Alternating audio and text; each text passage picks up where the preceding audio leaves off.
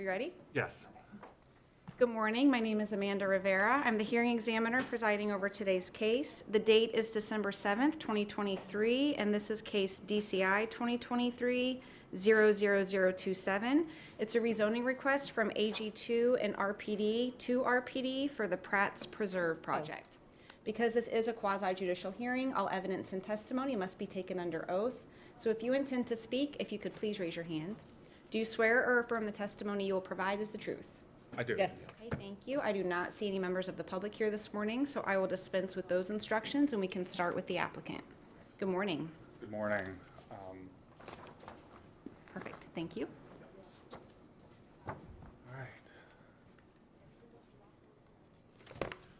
So, for the record, my name is Dan DeLisi. I'm a land use planner for this case representing Lennar.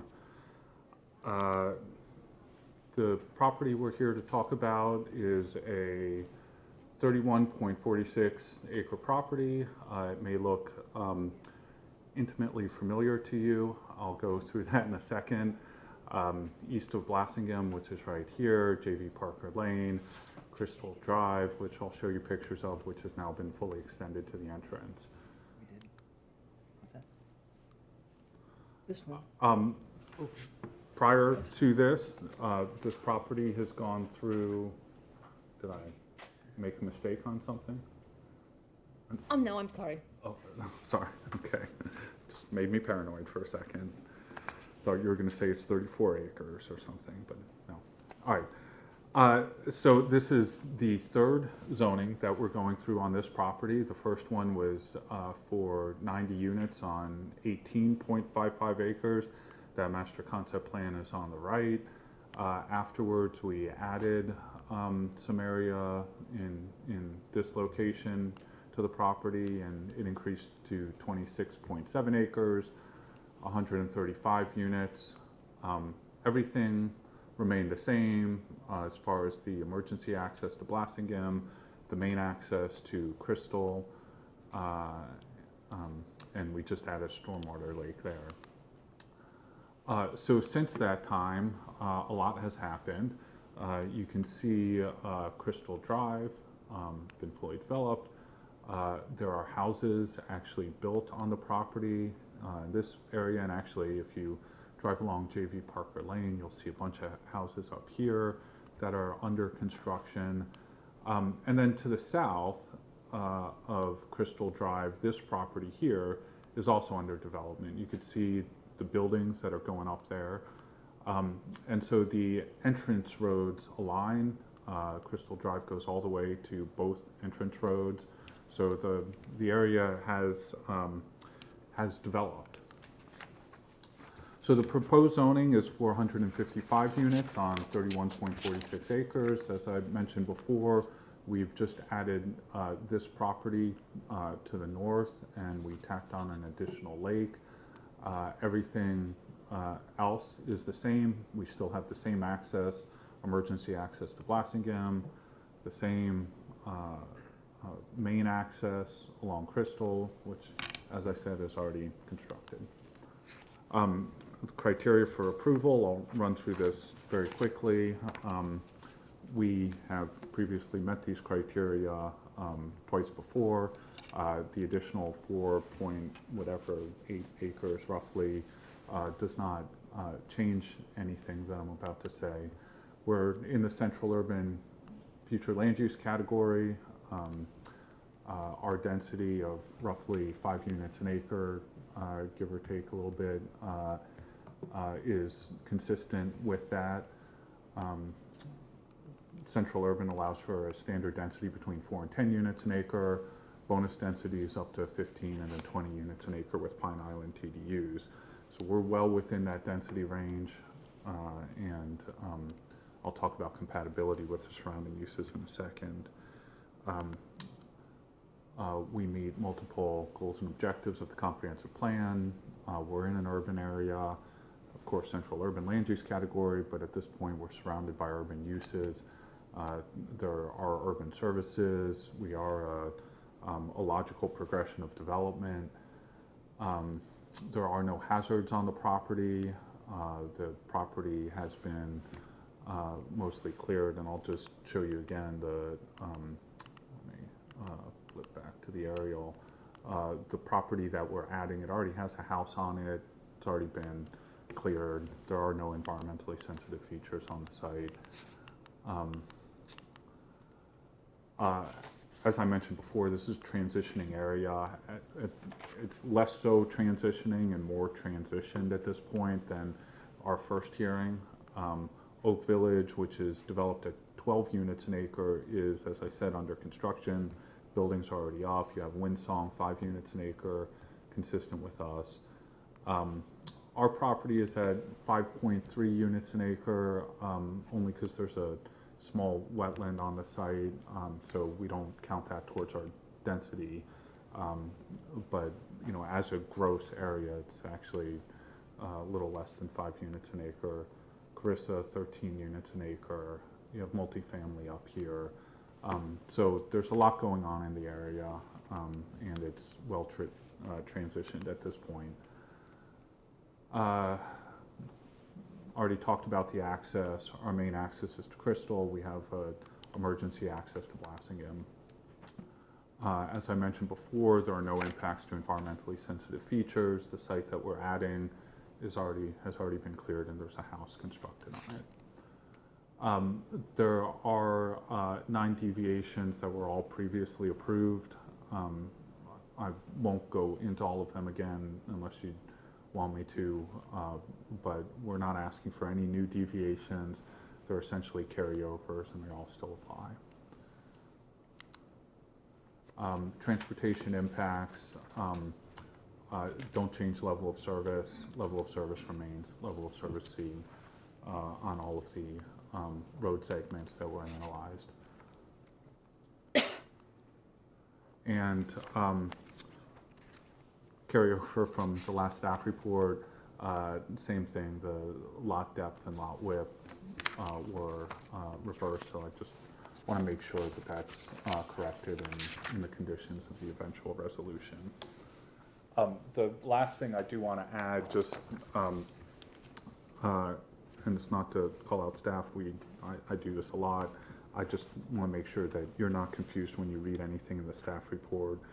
There were a couple carryover typos from the last staff report. On page 1 of 10, the second line under history of the parcel, the current request is for 31.46 acres. It says 26.7 acres, and I think that was in reference to the last hearing. On the second page, I'll just note the second paragraph talks about the property to the south being undeveloped. It is developed. If you go out and take a site visit, you'll see the construction going on out there. It's pretty significant. And then on page 5 of 10, the 4th paragraph down says the proposed rezoning will allow for up to 135 single-family units, and just want to make sure that it's clear for the resolution and nothing is ambiguous. It's 155 dwelling units, which is correct in the request that they had on the staff report. And so with that, that concludes my testimony. If you have any questions, I'd be happy to take them. Just a couple. The questions I had on the conditions, there had been a condition 4 previously about the open space that got dropped off. And I think the number just needs to be updated. Before it said 10 point something acres, and now it's 12.58. So I assume there's no objection to including that carrying forward. No objection. And there's a new condition 4 about the wetland mitigation for the offsite. Is there any, that wasn't included before, so I'm just curious why that was added this time. I thought there was a condition before on the wetland mitigation that we needed to.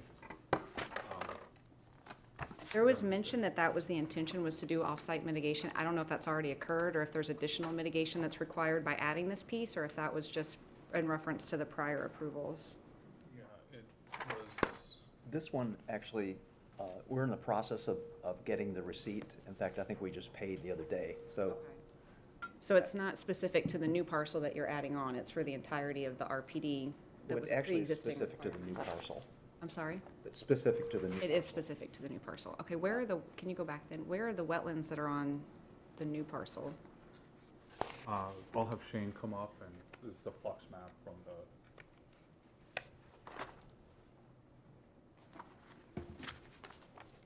Good morning, Shane Johnson, Passarella and Associates, project ecologist. The wetlands are basically hatched here and run along the eastern portion of the site and southern portion of the site. There was a formal wetland JD, jurisdictional determination, issued by the South Florida Water Management District in October, approving these lines. Those are set. So the feature that you see in the center here is an OSW, or surface water, essentially a man-made pond. So the wetlands are very low quality. Again, they've been mowed and maintained as part of the single-family residence for many, many years. And as Dan indicated, nothing special from an environmental standpoint. So just the way it's written, it says prior to any site work, and this includes the entirety of, but it looks like you're already doing site work, so I don't want to hold you up in any fashion. I just want to be clear on what we're requiring. It says a receipt of payment for the off-site mitigation credit must be submitted. So are these additional mitigation credits you're having to acquire because of the addition of this parcel? Correct. Okay.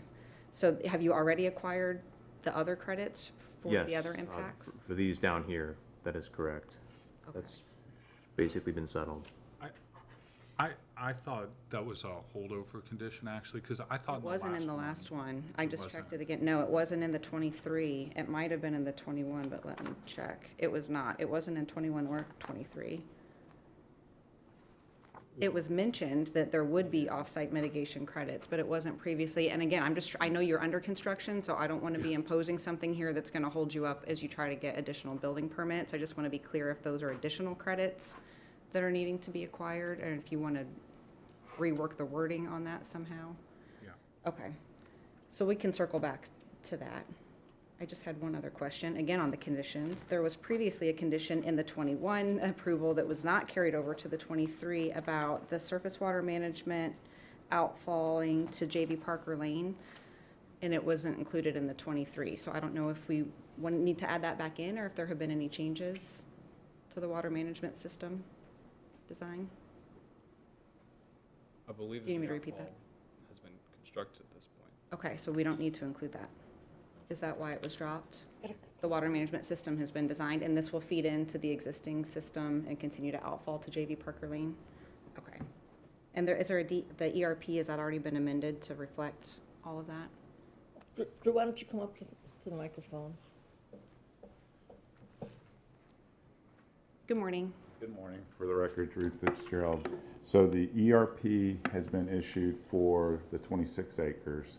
Okay. The ERP for the additional 4 change, that's actually getting ready to be submitted in the next week or 2.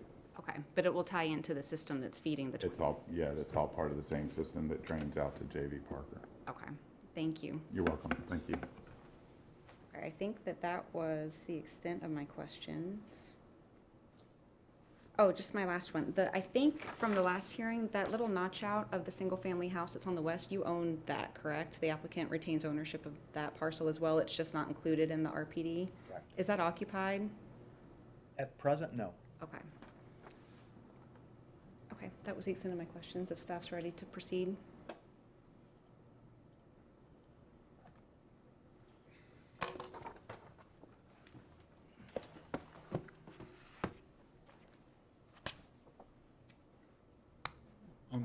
Thank you.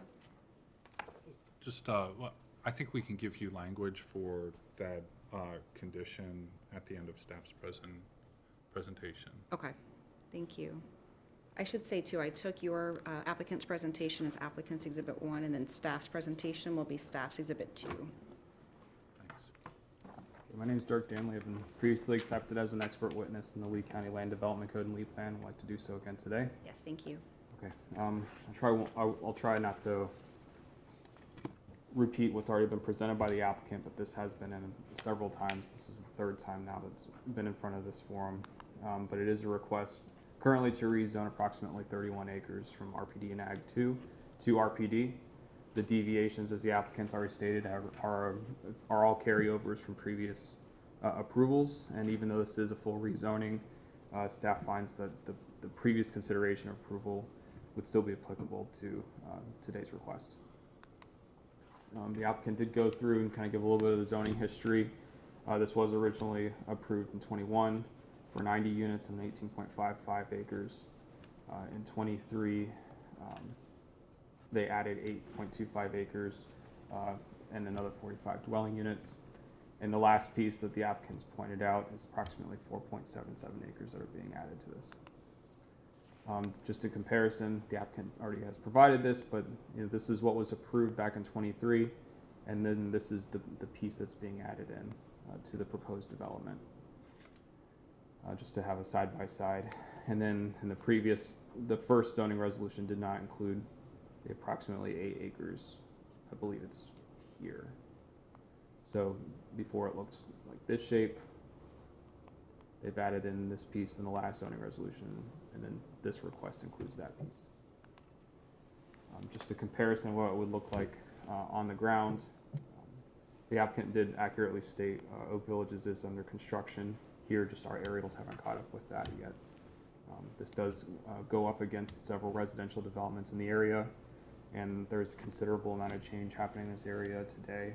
The applicant did bring up some of the residential pieces, but there are also commercial projects coming in as well that are under the rezoning process or in varying stages of that development process. Just going through the decision-making criteria, we really did find that the request as previously been considered and today do really meet all the decision-making criteria. We can go through any of the LEAP plan that you find appropriate or any of the deviations. We did look at the density as an aggregate. We found it to be about 4.9 units. The applicant did say there's differentiation if you don't include the wetland areas, but as an aggregate, it's about 4.9 units. Very appropriate for the area, very appropriate compared to even what's next to it in the area. And then if you consider some of the residential projects here and even down here are much more dense than that. So this is not the most dense or intense project nearby or in the area. So even as the project the area transitions into a more urban form, this development is not necessarily paving the way for new levels of urbanity in the area. The applicant has talked about the wetlands. There are hydric pastures that have been found in 2 of the phases, and I believe just true wetlands on the southwest corner of the property as well. The applicant did just go through that. That impacts density, but even with that, they are still meeting the density allowances of the future or the central urban areas. There are plenty of urban services that have already been considered for this site. Adding of 5 acres or the 4.77 acres does not include new considerations for urban services in the area. There's plenty of a water and sewer. The applicant has provided those letters there in the staff report. The roadway infrastructure will support, as the applicant's already put on the record, the proposed development. And there is fire, sheriff, and EMS all within proximity to the area as well.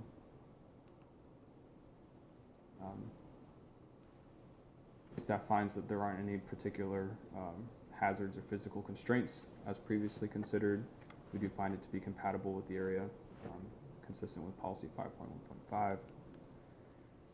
There are continuing housing needs within the area, and staff finds that the mix of houses in the area, this is just one of the many types that are nearby. There's multifamily. I believe there's a single family rental product to the north. So this really is part of the mix of housing types that the county would like to see, and this is just a participant in that provision of the mix in the area. And then the applicant's already put a little bit on the record about the surface water and groundwater plan for the area that's approved by the state, and that's already been established for the most part. They do have to amend it moving forward, but we do find it to be consistent with policy 125.1.2. And as we stated earlier, the deviations are somewhat of a carryover. We didn't find any reason to rehash those out, and we do find them, or we do recommend approval of all the conditions or all the deviations. And with that, staff did recommend approval. We will continue to recommend approval. We're here with any questions you may have. What is the status of the Crystal Road extension? I recall before it was extending west as well from Plantation. Do you have any indication of where it stands right now, how far it's going from east and west? Well, I believe it's supposed to make it all the way to Plantation, but I don't know what the timeline is on that. And as this has gone through the hearing phases, the hurricanes really slowed down some of the capital improvement projects within the county. I don't know what that is today. I don't know where they're at. I don't think it was even on the 5-year plan when we first considered this, and I don't know where it sits on that hierarchy, but there is still consideration to do that. It is on the CIP, It is. but Dirk's right, whether it actually gets funded. Obviously, I checked because I want it to get done. Is it, I know the testimony was it's going all the way to the entrance. Does it extend all the way to Blasingame yet, or has it gone that far west? No, It's but just they to this do have, if you come from east from Plantation, and you look at the south of Camden Square, you can see where that easement is. So the county has an easement, there's just a small part in between that they need to get.